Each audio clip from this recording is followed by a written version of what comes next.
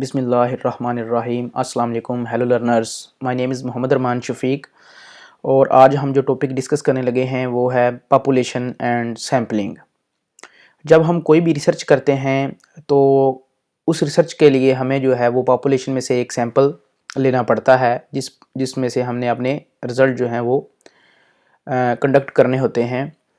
तो उस सैंपल की बिना पर ही हम जो है वो अपनी जो रिसर्च है वो कंप्लीट करते हैं। हम पॉपुलेशन कंप्लीट इसलिए नहीं ले सकते क्योंकि उसके लिए एक तो बजट बहुत ज़्यादा रिक्वायर्ड होता है और दूसरा जो टाइम है वो इतना नहीं होता कि हम जो है वो कंप्लीट पॉपुलेशन को डिस्कस कर सकें। इसलिए जो है हम एक जो ट्रू सैंपल है वो पॉपुलेशन में से ड्रा आउट करते हैं और अपनी जो रिसर्च है उसको कंप्लीट करते हैं। जो पॉपुलेशन है वो large group of individuals to whom the results of a study can be generalized, यानी इसमें जो है हम अपने जो रिजल्ट्स हैं पॉपुलेशन में से उसको जर्नलाइज करते हैं। Population an arbitrary defined group that is the target of a research study. Population जो है हम जो है एक टारगेट करते हैं, उसमें से हम जो है वो अपना पॉपुलेशन में से सैंपल जो है वो ड्रा आउट करते हैं। जो पॉपुलेशन होती है वो लार्ज ग्रुप हो सकता है, वो कोई भी जो है वो ह्यूमन बीइंग की पॉपुलेशन हो सकती है, एनिमल्स हो सकते हैं, बैक्टीरियाज हो सकते हैं, मशीन्स हो सकती हैं, या कोई भी चीज़ जो है वो ग्रुप जो आप स्टडी कर रहे हैं वो हो सकता है। सबसे पहले जो है वो टारगेट पॉपुलेशन है।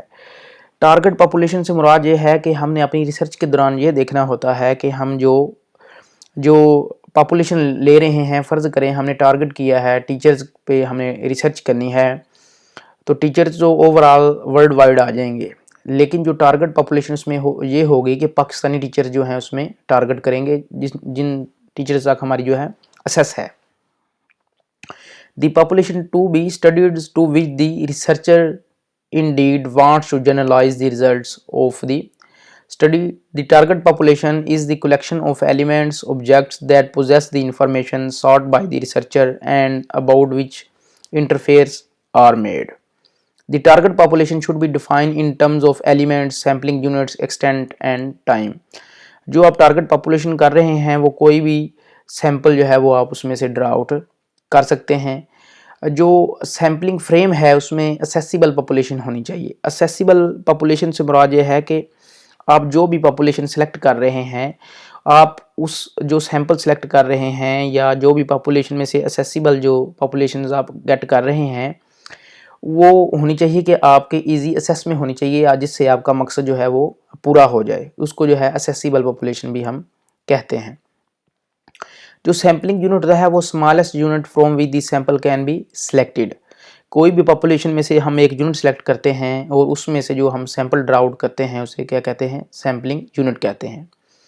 जो एक्सटेंट होता है refers to the geographical boundaries होती हैं। वो जो टाइम होता है the time period under the consideration, आप जो है वो टाइम टेबल सेलेक्ट करते हैं कि इतने टाइम तक हम जो है रिसर्च अपनी जो है इतने टाइम से इतने टाइम तक जो हमें रिसर्च जो है वो कंप्लीट करके जो है वो उसका रिजल्ट जो है वो कंडक्ट करवाना होगा।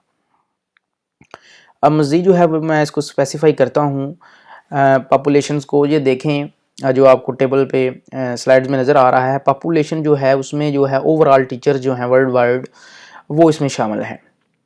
लेकिन जो पॉपुलेशन इसमें तो सारे हैं, लेकिन अगर हम टारगेटेड पॉपुलेशन करेंगे तो उसमें पाकिस्तानी टीचर्स आ जाएंगे। अगर मज़ीद इसको हम स्पेसिफाई करें असेसिबल पॉपुलेशन में, तो उस टीचर्स में से हमने ये स्पेसिफाई किया कि इंग्लिश टीचर्स जो हैं जो कि पंजाब प्रोविंस में मौजूद हैं वो असेसिबल पॉपुलेशन में आ जाएंगे। इसके बाद जो टीचर्स इंग्लिश के जो टीचर्स पंजाब प्रोविंस में मौजूद हैं उनका जो उनमें से जो 5 या 10 जो टीचर्स हमने सेलेक्ट किए हैं ABCD या जितने भी हमने टीचर सेलेक्ट किए हैं वो सैम्पलिंग यूनिट में आ जाएंगे।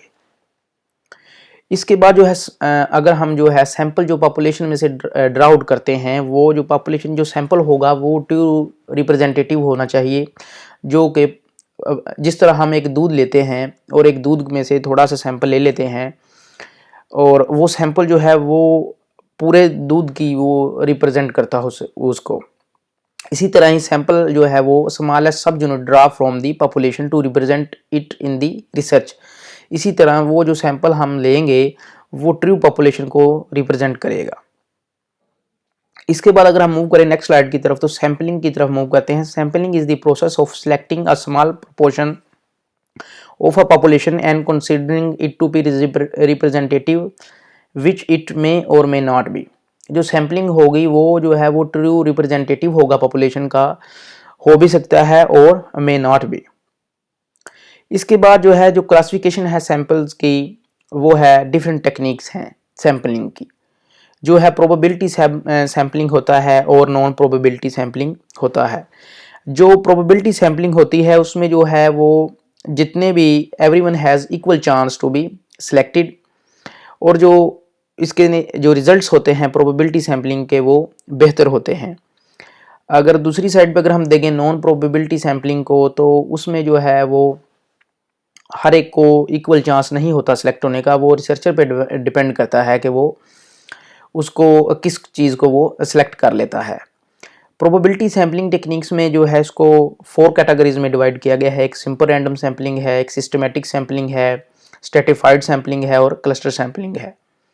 ऑन द अदर हैंड जो नॉन प्रोबेबिलिटी सैम्पलिंग टेक्निक्स है उसमें कन्वीनियंस सैम्पलिंग आ जाती है, जजमेंटल सैम्पलिंग आ जाती है, कोटा सैम्पलिंग आ जाती है और स्नोबॉल सैम्पलिंग आ जाती है।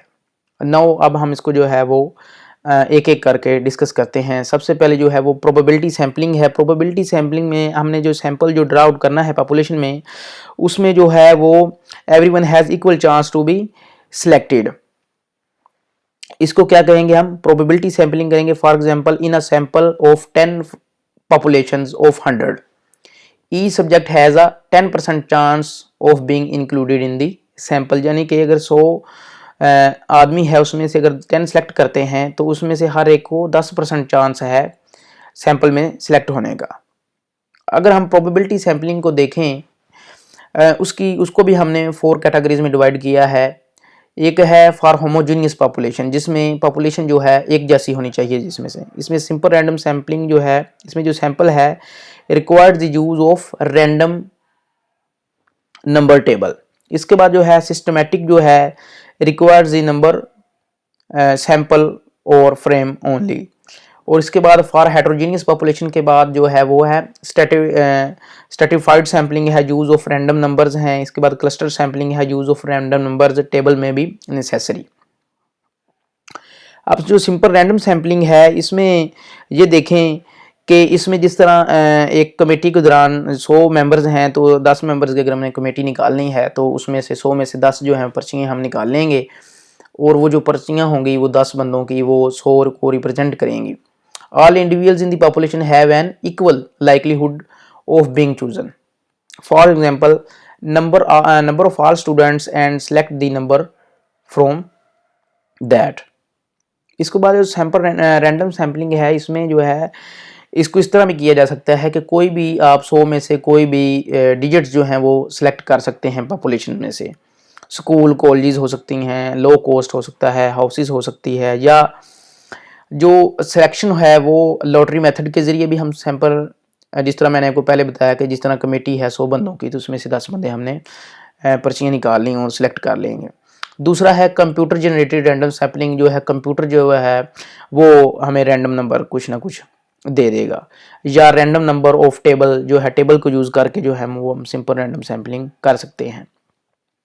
इसके बाद है सिस्टमेटिक सैम्पलिंग। जो सिस्टमेटिक है इसका एक प्रॉपर प्रोसेस है। फ़र्ज़ करें सैंपल किस तरह लेना है, इसमें से हमने कि अगर 100 मेंबर है तो उसमें से हर 5 नंबर वाला बंदा हमें सेलेक्ट कर लेंगे, यानी कि पहला 5वां नंबर हम सेलेक्ट करेंगे, उसके बाद 10, उसके बाद 15, उसके बाद 20। इस तरह जो सिलेक्शन होगी जो सैंपल की उसको हम करेंगे systematic sampling. The sample interval k is determined the dividing the population by n and the sample size rounding the nearest integer। इसके बाद होता है stratified sampling। जो stratified sampling होता है इसमें जो है फ़र्ज़ करें कि हमने 50-50 मेंबर्स लिए हैं, 50 हमने पंजाब से ले लिए हैं, 50 सिंध में से ले लिए हैं, इस तरह KPK से भी ले सकते हैं, बलूचिस्तान में से भी हमने 50-50 ले लिए।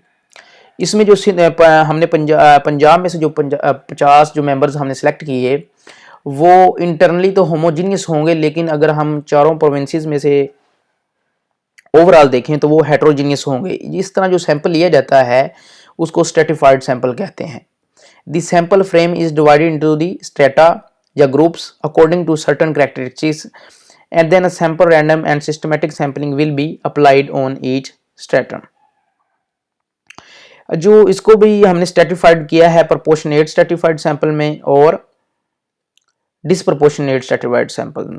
जो प्रोपोर्शनेट स्ट्रेटिफाइड सैंपल होता है इसमें जो है प्रोपोर्शन के मुताबिक डिवीजन की जाती है। इसमें फॉर एग्जांपल अगर एक पॉपुलेशन हमने 100 मेंबर्स की ली है और उसमें से हमने जो मेल जो है 60% लिए हैं, फीमेल जो है वो 40% लिए हैं, इस तरह जब हम सैंपल सेलेक्ट करेंगे 10 बंदों का 100 की पॉपुलेशन में से 10 के अगर हम सैंपल ले रहे हैं तो उनकी प्रोपोर्शन जो है 60% के लिहाज से उसमें 6 मेल लेंगे और जो है वो 4 जो होंगी वो फीमेल्स हम इसमें सेलेक्ट करेंगे। ये है प्रोपोर्शनेट के मुताबिक जो है इसको प्रोपोर्शनेट स्ट्रेटिफाइड सैंपल भी कहा जाता है। ऑन दी अदर हैंड अगर डिसप्रोपोर्शनेट स्ट्रेटिफाइड सैंपल लें तो इसमें जो है वो प्रोपोर्शन के मुताबिक जो है वो डिवीजन नहीं होती। फॉर एग्जांपल जो है पॉपुलेशन जो है वो 100 की है तो 60% अगर हमने मेल लिए हैं और 40% हमने फीमेल्स लिए हैं और जो हम इसमें से रैंडम सैंपल जो ड्रा आउट करेंगे तो वो मेल्स और फीमेल्स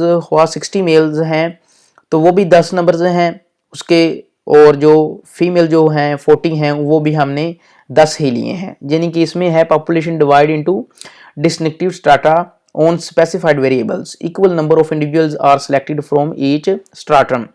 यानी कि इसमें जो है इक्वल नंबर हम दोनों में से लेंगे, हुआ वो 40-60 की रेशियो है या 50-50 की रेशियो है या 60-40 की रेशियो है, तो वो जितने भी सैंपल हम इसमें ड्रा आउट करेंगे उनके जो नंबर्स होंगे वो दोनों के सेम होंगे।